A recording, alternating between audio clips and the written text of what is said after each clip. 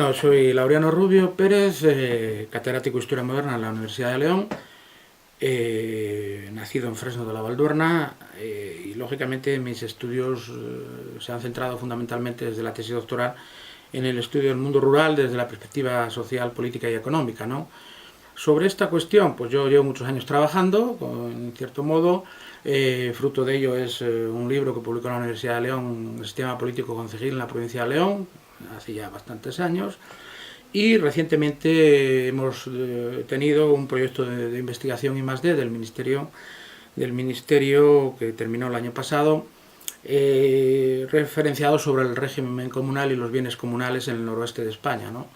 Gracias a este proyecto pudimos asistir a distintos congresos, uno de ellos en la Universidad de Sussex, en Inglaterra, en el que junto con los compañeros de la Universidad de Navarra, en este caso de la Facultad de Económicas, pues debatimos un poco el panorama de los bienes comunales y la parte nuestra del régimen comunal, es decir, de las juntas vecinales, del gobierno, de la administración sobre estos bienes, etcétera, etcétera, y debatirlos con respecto a España y con respecto a Europa, ¿no? Entonces ha sido muy interesante porque se ha visto la posición de estos territorios del noroeste, especialmente la provincia de León, en el marco de los bienes comunales, de la conservación, el porqué, la función, el futuro que les puede esperar, la funcionalidad que pueden tener para el futuro, y también el peso que tienen y sobre todo cómo se conservaron y se incrementaron después de la larga travesía entre el siglo XVIII y XIX, donde el patrimonio comunal en España, en Europa desapareció prácticamente, en Inglaterra se lo comieron totalmente, se enajenó totalmente, y en España, sobre todo en la mayor parte de España también, ¿no? Quedaron estos reductos en los que existía un complemento muy directo entre régimen comunal, régimen concejil y a su vez bienes comunales. Está todo muy entroncado y muy eso. Bueno, pues tenemos bastantes trabajos publicados. Yo destacaría el más reciente que se ha publicado ahora mismo en el mes de junio en la revista de Historia Europea de Historia, que es una de las revistas prestigiosas a nivel europeo, y que, bueno, pues el tema le interesa porque, vuelvo a repetir, es un tema de gran interés a nivel europeo y a nivel internacional. Vuelvo a destacar, en el año 2008 la premio Nobel de Economía fue Elinor Ostrom, que murió, por cierto, este año, no, el año pasado murió. El trabajo premiado se titulaba así, El gobierno de los bienes comunales. Entonces, en ese sentido, bien es cierto que es un tema de gran interés para la historiografía. En primer lugar, decir que aquí hay algo que no casa, ¿no? Es decir, esto no se trata de una reforma, eso en primer lugar. Ellos hablan de reforma, pero el concepto de reforma es algo mucho más importante. Cuando tú reformas un piso, lógicamente no quiere decir que pintas la habitación, quiere decir que cambias la estructura y cambias muchas cosas de la base estructural. Esto es un cambio, esto no es una reforma. Esto es un arreglito que van a hacer para quedar bien y lógicamente que va a incidir fundamentalmente con aquello que no afecta a los intereses de la partitocracia que gobierna este país, no la democracia, ¿vale? A partir de ahí, lógicamente, yo lo que veo es que desde un principio, para un poco disfrazar esta situación, pues se dieron cuenta de que había ahí una serie de niveles administrativos, lógicamente, y una serie de instituciones y fueron más débiles, que fueron las entidades locales menores, que denominan así, y que las vieron como chivos expiatorios. Dijeron, esto es lo más fácil. Claro, desde el conocimiento supino, que no tenían ni idea de lo que era, hasta lo que es, lógicamente, la minoría de las 3.000 y pico que hay en España, de las cuales la mayor parte de ellas están en el norte-noroeste, es decir, en la provincia de León, pues dijeron, mira, quedamos muy bien ante el resto de España y ante toda esa plétora de periodistas que viven del pesebre, que salen en las tertulias, diciendo, vamos a quitar esta institución que sobra. Y dice, muy bien, ¿para qué queremos eso si tenemos ayuntamientos? Muy bien. Como las desconocían, no se daban cuenta de que, lógicamente, era la única institución que después de 10 siglos de vigencia representaba, en primer lugar, tenía un valor, social, político y simbólico como patrimonio material fundamental, que era la democracia plena, no la partitocracia. Y segundo, lo más importante, son las únicas instituciones de poder local que no nos cuestan nada a los españoles, es decir, que a nada le cuestan, tanto como se quejan de que de mi bolsillo como los impuestos no, pues bueno, todos estos periodistas pesebreros, que hay muchos, los vemos en las tertulias, lógicamente solo saben, y incluso los políticos que están en Madrid, que no tienen ni idea, en su vida habrían oído hablar de una junta vecinal, pues lógicamente dicen, mira, pues es una forma de ahorrar dinero. No, ahorrar dinero, eso es un camelo que espero que no se lleve a cabo, lógicamente. ¿En qué medida se verán afectados los bienes comunales y los concejos? Son dos cosas distintas, pero a su vez que guardan relación, lógicamente, ¿no? Vamos a ver, el régimen concejil que surge en la Edad Media, en el mundo rural, porque del mundo urbano desaparece, lógicamente, es una representación directa del número de vecinos en función de cada comunidad y de los bienes y recursos que tiene cada comunidad. A partir de bienes comunales son dos cosas que se relacionan, que son diferentes, lógicamente, ¿no? El concejo se enmarca desde la Edad Media en lo que es el régimen concejil, el régimen de administración local en las comunidades rurales. En el mundo urbano desaparece con un regimiento cerrado, ¿no? Pero en el mundo rural se respeta y se mantiene como un órgano de gobierno de cada localidad. Concejo es concilium vecinorum, es reunión de los vecinos, pero aquí lo más importante en estos territorios de España donde se conservó el régimen concejil es que el concejo se convirtió en una institución de poder local. A partir de ahí no solo es la reunión de vecinos, es la capacidad jurídica que tiene, que se le reconoce, que se le reconoció hasta la actualidad. Y se le reconoce ¿para qué? Para legislar, para ejecutar, es decir, para gobernar sus recursos, sus bienes, es decir, para gobernar la comunidad al margen de las otras instancias de poder que hay, ¿no? Y que se van creando, ¿no? Pues bien, lógicamente el concejo entiendo que es un poco la capacidad de gestión que se reconoce a los vecinos para autogobernarse y a su vez autogobernar y gestionar sus propios recursos que están dentro de lo que se llama el término local, porque aquí se confunden las cosas. En la provincia de León el término municipal es una cosa y los términos o espacios físicos son otra. ¿Por qué? Porque el término municipal es un término administrativo, simplemente, no es un término de dominio del espacio. El dominio del espacio lo tienen los pueblos, es decir, el concejo de vecinos. Es decir, ¿a través de qué? A través de su órgano de ejecutivo, que es la Junta Vecinal. El apego social que tiene la sociedad rural leonesa, por poner un ejemplo, pero creo que se puede hacer extensivo, a los ayuntamientos y las diputaciones es cero. Las diputaciones se crearon para lo que se crearon en su momento, hoy están prostituidas. Entonces, o se cambian y se le da aquel sentido, o sino que desaparezcan ya. Porque las diputaciones se crean para tutelar y amparar a los pueblos de menos de 20.000 habitantes. Hoy las gobiernan los diputados procedentes de las ciudades, León, por ejemplo. En segundo lugar, las diputaciones tenían una elección directa a sus diputados por una representación territorial directa, que eran los partidos judiciales. Si tú eras del partido judicial de Astorga, tenías 2 diputados por tu partido, que venías aquí y le decías, oye, que la carretera está mal, que esto, lo otro, que esto, tal, que hay que arreglar esto. Hoy ya no, aquí los diputados son de cultura, del esquema del Estado. Y en tercer lugar, que era elección directa, era democracia. Hoy es partitocracia, porque los diputados no los elegimos nosotros, los eligen los partidos políticos, por mucho que pese y diga, no, es que primeramente se eligen en función a... Eso es un cuento chino. Entonces, o se reforma y se le da contenido, se le da una función, porque para repartir una serie de millones lo hace una secretaria, simplemente con un ordenador hoy. Es un primer lugar. Entonces, o se reforma o si no, que se quita el chiringuito, coña.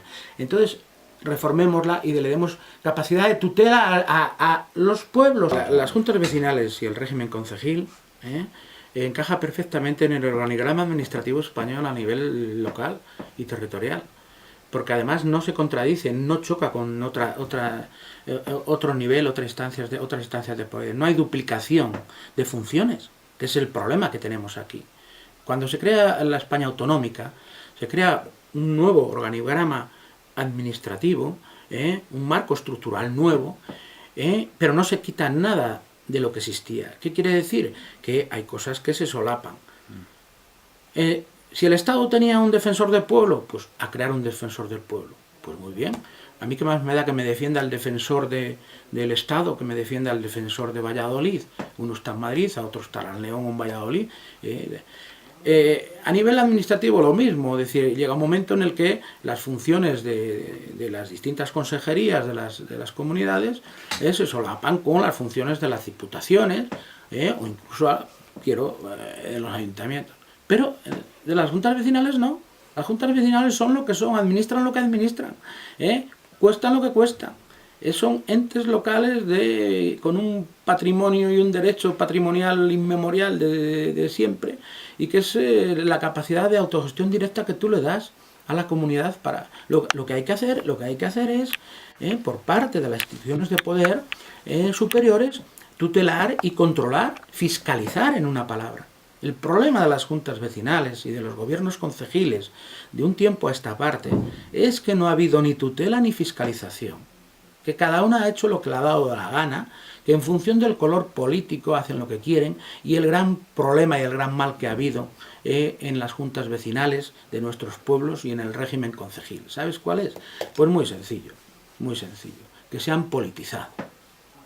Que todo el contubernio político y el marco político que se ha gestado en los distintos niveles administrativos, municipal, etcétera, etcétera, pues se ha trasladado a las juntas vecinales.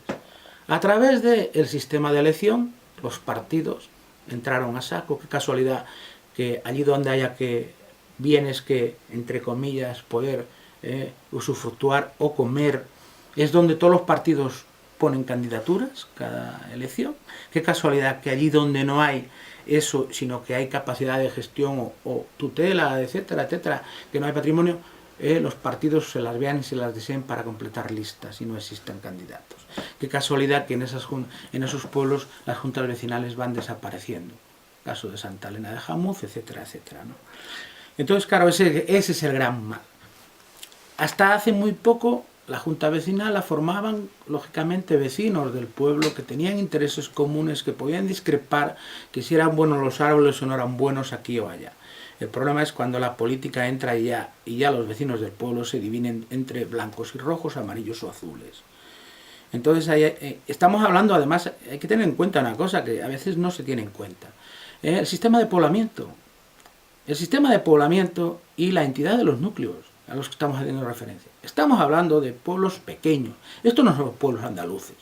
Estamos hablando de comunidades de 20, 30, 40, 50 unidades familiares, 100, 200 y ya nos pasamos a muchos habitantes, que se conocen todos, tienen todos el mismo interés o supuestamente, y todos tienen la misma problemática, ¿entiendes? Por eso el sistema de poblamiento a la hora de cualquier análisis y valoración de este tipo o de otro tipo es fundamental. Y en Castilla y León, nuestra comunidad autónoma, aún es más fundamental, lo mismo que lo es en Galicia. Pero claro, cuando te encuentras a políticos que te dicen que uno de los problemas de Castilla y León es que tenemos muchos pueblos, muy desperdigados, que los pueblos son muy pequeños, que esto es tal. Yo quedas asombrado y dices, hombre, yo nunca le escuché decir a Fraga que el problema de Galicia es que tuviera tantas aldeas, tantas parroquias, tantas. Son señas de identidad. Lo que hay que hacer es, con ese material que tienes, con esa realidad que tienes, que es histórica, que no es de hoy, que es de la Alta Edad Media, y que por algo es ese sistema de poblamiento, y no el de Andalucía o el de Castilla, pues abordarlo y tutelarlo e intentar conservarlo, que es una seña de identidad, es un patrimonio que tenemos ahí material y muy directo, ¿no? Entonces, lógicamente, nada tiene que ver. Posiblemente sean las juntas vecinales de esas 3.000 y pico, que es que estamos hablando de una minoría, sean las juntas vecinales las que mayor razón de ser tengan. Y lo vuelvo a repetir, en Inglaterra, en Francia, en otros países, yo creo que no solo legislarían para conservarlas, sino que legislarían para prohibir que desaparecieran a partir de este momento.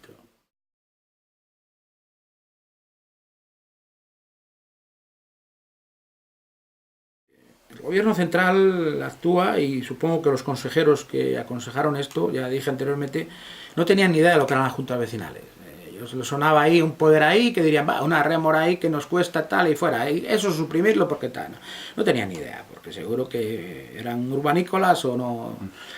Otra cosa es el gobierno autonómico, los gobiernos autonómicos afectados, bien sea el de Castilla y León, bien sea el de La Rioja, bien sea el de Aragón, fundamentalmente, que serán los tres afectados, fundamentalmente, porque es donde están las juntas vecinales y donde tienen capacidad jurídica reconocida, ¿no? Entonces aquí saben la realidad y conocen la realidad. Y tenía que ser la Junta de Castilla y León la que dijera, oye, cuidado, eso no se nos toque porque eso ni nos cuesta nada, eso nos ayuda, eso ayuda a los ayuntamientos, a los municipios, eso ayuda al sostenimiento del mundo rural, eso ayuda, da beneficio a las propias comunidades. Lo que hay que hacer es controlarlo. Lo que hay que hacer es que el dinero de un coto de un pueblo no solo lleven los 4 listillos que a lo mejor viven en Madrid y que lo tienen organizado así, yo veo muy bien, porque hay casos que hay juntas vecinales que sus miembros no viven en el pueblo, son naturales del pueblo y bien, yo desde luego se le reconoce ese interés por su pueblo, pero que lo único que están es para controlar el coto y para venir a cazar y para los beneficios del coto destinarlos a lo que sea. No, hay que invertir en el pueblo, y en La Cabrera tenemos ejemplos, y en otros sitios. Los beneficios hay que invertirlos en el pueblo. Eso es. Entonces la Junta de Castilla y León lo que te tendría que preocupar es, primero, por conservar lo que hay. Es un patrimonio fundamental, vuelvo a repetirlo, en Europa, para venderlo en Europa, conservar lo que hay, regularlo mejor, hacer que se cumpla la ley que tienen en funcionamiento, que dice que las juntas vecinales, donde históricamente lo han hecho, funcionarán con el concejo abierto, cosa que no se hace en muchos casos, darán las cuentas, cosa que no se hace en muchos casos. Las juntas vecinales, lógicamente, tienen que estar controladas. Y en ese sentido es donde tenían que preocuparse. Y preocuparse de que no desapareciera ninguna más. Y del control. ¿Por parte de quién? De la consejería, de la diputación, de quien sea. Pero por parte de alguien. Lógicamente que no sea por parte de los ayuntamientos. ¿Por qué? Porque aquí entramos en otra cosa que parece que los expertos pasan por encima. Los ayuntamientos en España son iguales y no son iguales. Nada tienen que ver los ayuntamientos en España. Ni en composición numérica, ni en composición social, ni en problemática económica, ni nada. ¿Qué tiene que ver un ayuntamiento como Leviamentán de la Valduerna, con 900, no llegando a 1000 habitantes, con un ayuntamiento de Córdoba, de Sevilla, ya no digo un ayuntamiento de una ciudad, o con un ayuntamiento como el de Medina de Oseco, Medina del Campo, Villalón, o con una aldea gallega? ¿Qué tienen que ver? Si la problemática es totalmente distinta, totalmente distinta. Entonces, lógicamente, la formación de los ayuntamientos en la provincia de León, yo no sé si lo saben, es una formación un poco rara. ¿Por qué? Porque puede dar la casualidad que un ayuntamiento esté integrado por 7 pueblos, ¿vale? Y que los 9 concejales del ayuntamiento sean de 2 pueblos, o 3 pueblos. Yo en su día, hace muchos años, cuando aquella reforma de la administración local, lanzaba la idea de que fueran los presidentes de las juntas vecinales los que fueran a su vez concejales de los ayuntamientos respectivos. Claro, eso era muy difícil e imposible porque es muy singular en el caso del territorio de León y estos territorios donde está la junta vecinal, el resto no. Luego también hay otro problema, el ayuntamiento de Riello tiene 30 y tantos pueblos, serían 30 y tantos concejales. Pero bueno, yo lo que quería dar a entender era que en estos ayuntamientos, en estos territorios, por su configuración, no están representadas todas las comunidades. Y sabemos que, a diferencia de lo que es una ciudad, donde el concejal es igual que viva en el barrio de Ejido que en el barrio del otro lado, vive en la ciudad, los ayuntamientos van habitantes de los pueblos. Y sabemos de la rivalidad de los pueblos. Sabemos que los vecinos de Resueco de Tapia, pues bueno, no sé qué tal se llevarán muy bien con los del pueblo de al lado, pero los Pinales de Campo Sagrado son de ellos. Y estarían dispuestos a que pasara al ayuntamiento.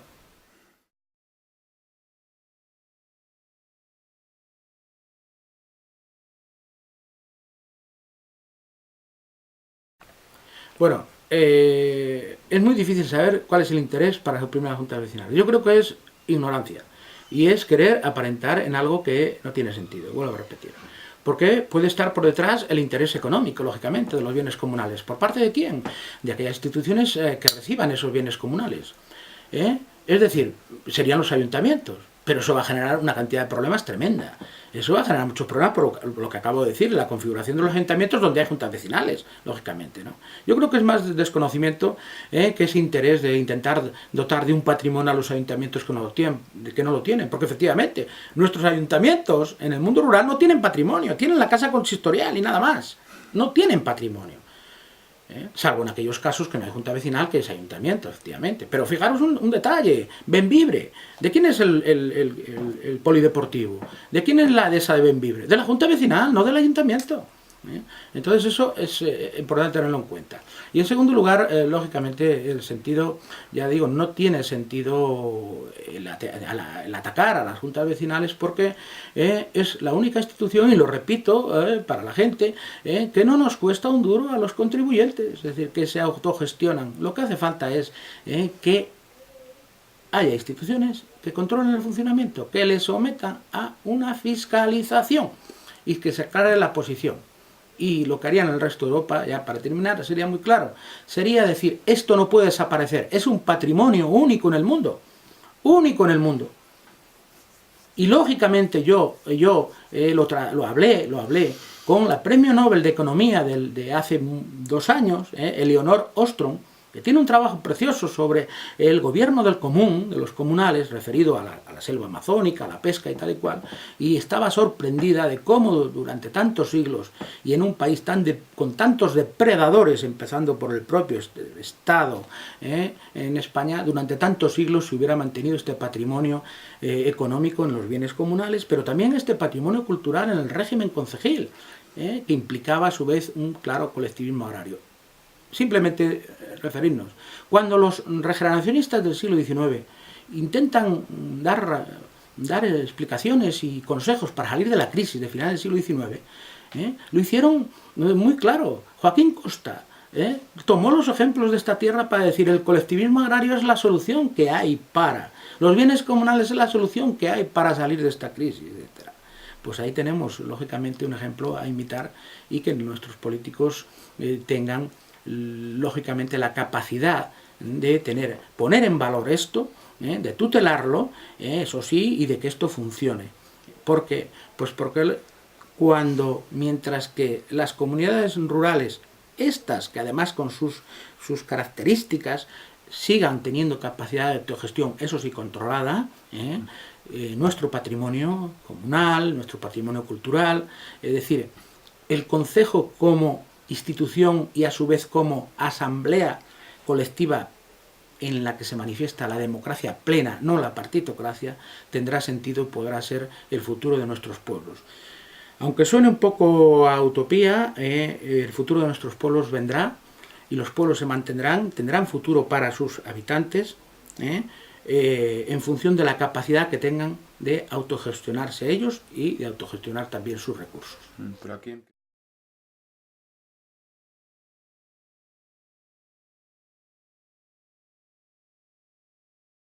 De las juntas vecinales, es decir, con el órgano ejecutivo del régimen concejil, no se beneficia a nadie, en primer lugar. Entonces, como no se beneficia a nadie, ¿qué se puede hacer?